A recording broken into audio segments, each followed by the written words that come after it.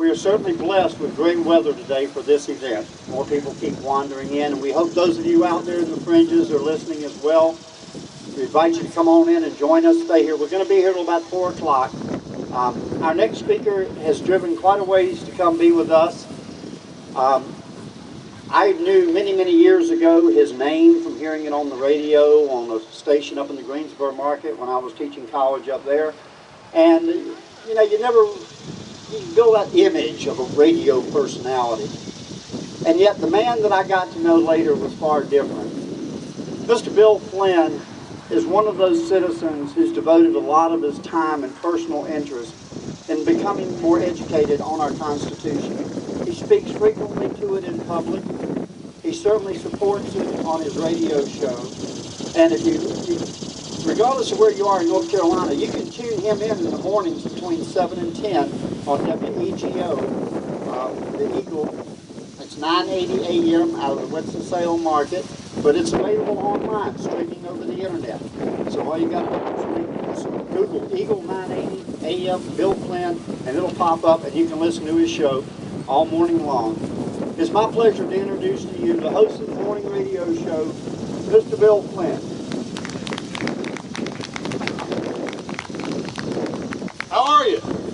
Great, great. I just want to say thank you for having me. I just spent a few minutes with you. It is an honor to be here. I did the show this morning. And, you know, one thing I've noticed is sometimes it can be hard to walk up to somebody and say, hey, you want to know about the Constitution?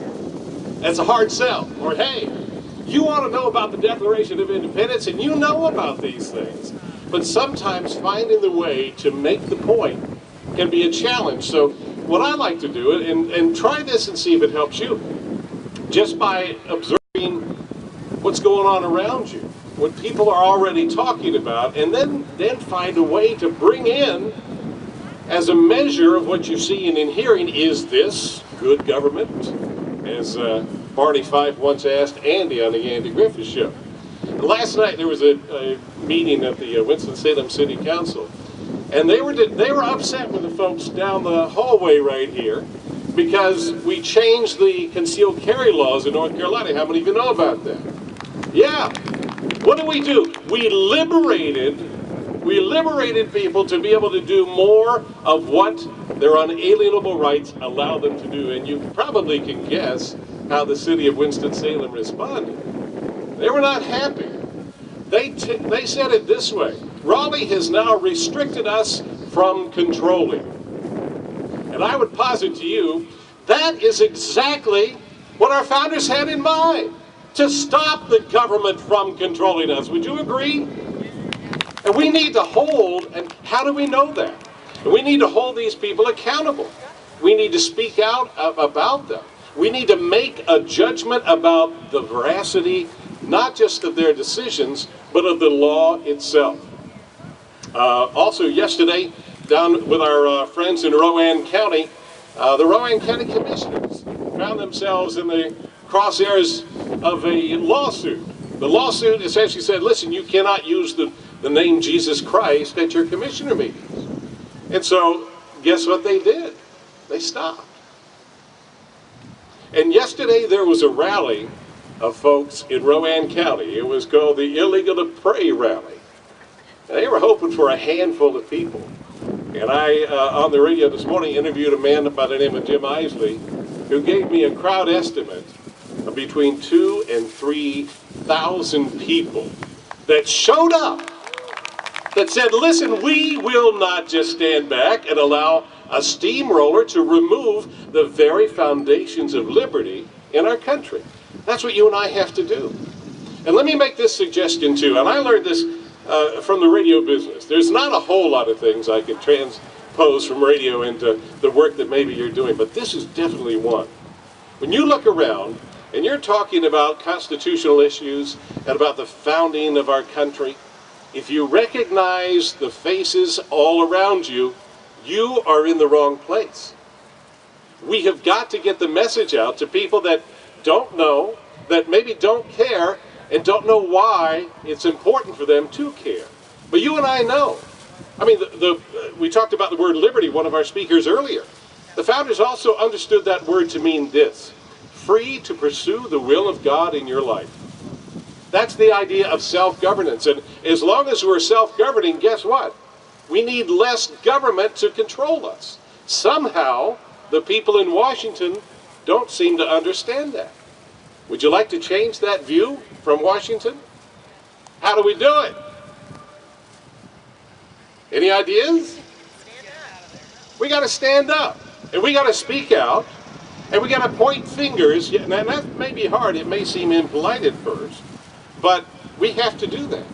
That is what's called citizenship. I'm always intrigued. How many of you are on Facebook? You got Facebook? You got? How many of you talk about these things on Facebook? God bless you.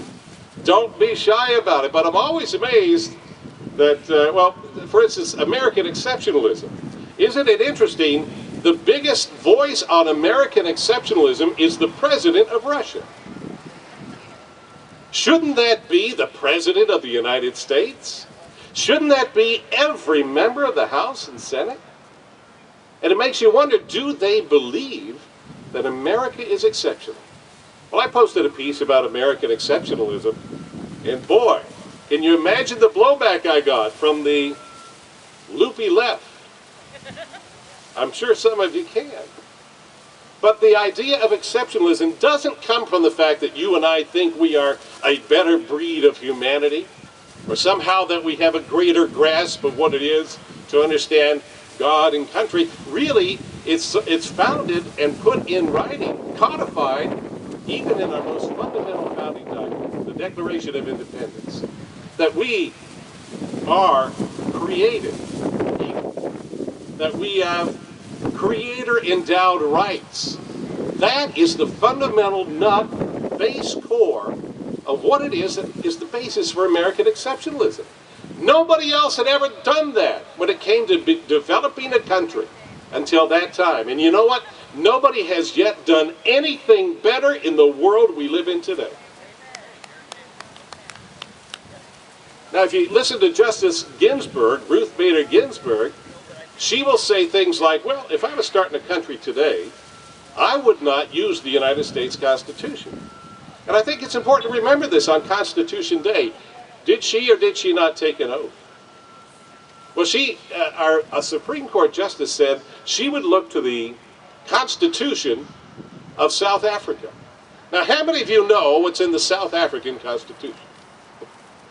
I can raise my hand because I'm just geeky enough to go and look it up.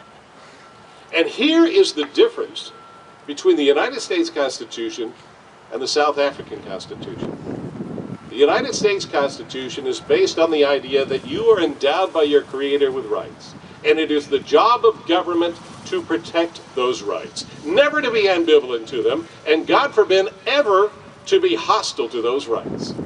Yet I would posit to you today that we do have a government that is deeply hostile to your Creator-endowed rights. Do you agree? If you look to South Africa, they don't have that problem. You know why? It's because they do not recognize rights unless the government so says them. Now think about the United States Supreme Court Justice finding virtue in that. And it makes sense if you hate the United States Constitution, if you hate the structure of government that you're sworn to uphold.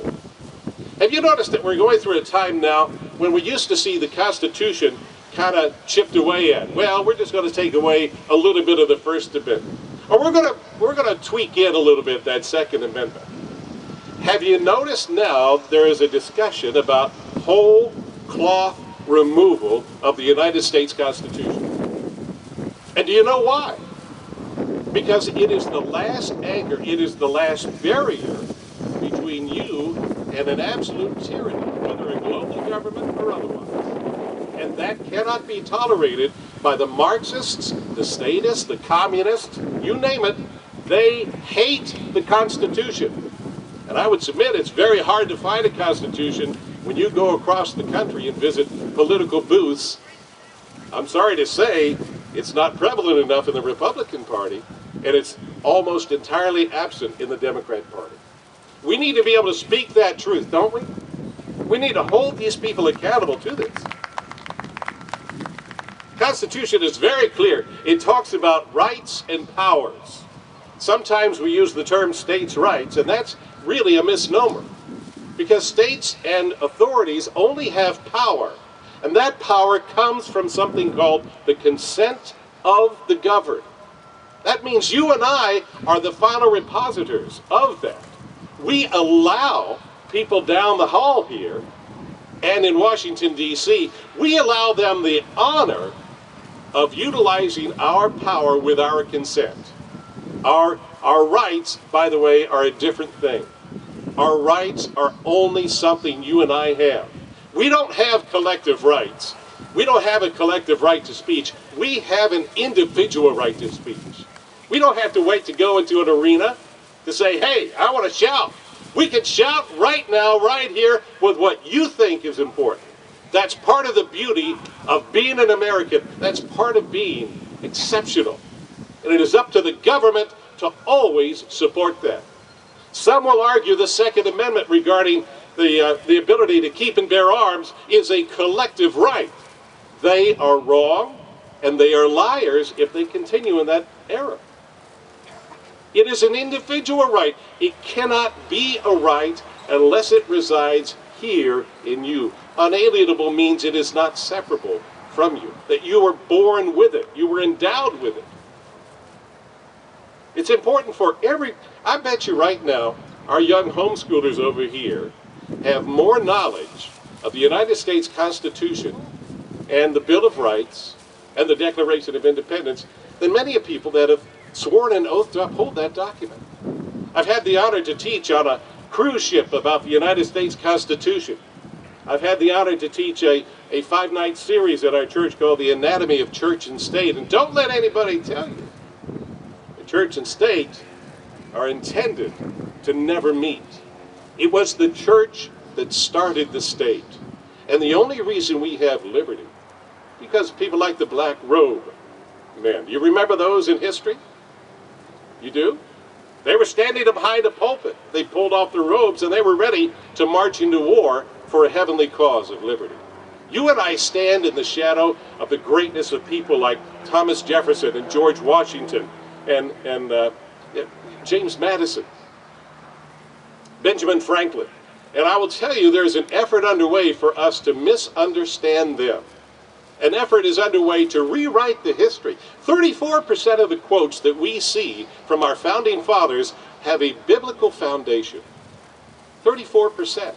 The idea that they were all deists, as some will argue, is absolutely a bizarre thought if you think of this. Benjamin Franklin, oh, he was a deist. Wasn't it Benjamin Franklin at the Constitutional Convention during that hot summer in Philadelphia when it was humid and they didn't take a bath every day. It wasn't a pleasant place to be. And they were arguing, the Federalists and the Anti-Federalists, talking about what they wanted to do. And they got into such a heated argument, it was Benjamin Franklin who said, folks, let's have some prayer. Now, I think Benjamin Franklin was a pretty smart guy, but apparently he didn't understand that he was a deist, as is the accusation. Because a deist, by definition, is somebody who accepts the idea that God maybe started everything, but wound us up and is in a remote area, not able to hear, listen, or care about day-to-day affairs of men. Benjamin Franklin violated that, as did Thomas Jefferson, as certainly did George Washington. The idea that somehow they were devoid of a Christian view may not have been exactly what you think, but the idea that they were void of that is another lie. You know, one of our speakers talked about not getting in history class what we talk about with the Constitution, the Declaration. By the way, the Declaration is why we did this country. The Constitution is how we do it. And it's important to note that North Carolina did not sign on until we had the Bill of Rights. That tells you something about our state, that we said, wait a minute, that's in our birthright as North Carolinians. We don't take anybody's word. We want it in writing that these things aren't going to happen. But don't accept very quickly the idea of the rewriting of America's history. But the idea of going to college and not having classes about this. Many, many attorneys, and I met one recently about to graduate from a very lofty law school, had never had one United States Constitution class. Isn't that amazing? the fundamental, supreme law of the land. And by the way, think of it this way. If there is ever a disagreement between what is code law, administrative law, municipal law, any of these things, even the United States law, if it ever is not in harmony with the Constitution, it is not law. Think of it as a tuning fork. The tuning fork is the United States Constitution. Anything that doesn't tune to that, even if the Supreme Court says it's okay, it's not. And ultimately, you and I are the ones that must decide that. You know, I mentioned North Carolina was kind of slow to the party. How many of you have seen a copy of the North Carolina Constitution? How many of you have been shocked to read what's in there? How many of you know that you can be, according to the North Carolina Constitution, you can be disqualified for office for what? If you do not believe in Almighty God. Isn't that stunning? And there are people just down the hall that have said, listen, I am sworn to uphold this. We are described as a Christian state in our very own North Carolina Constitution when it comes to how we deal with people that are infirm widows and orphans. The term Christian state is a part of our founding. It's a part of our birthright we should not ever give up. In closing, I did want to mention just a couple of areas that I think we got to always look at.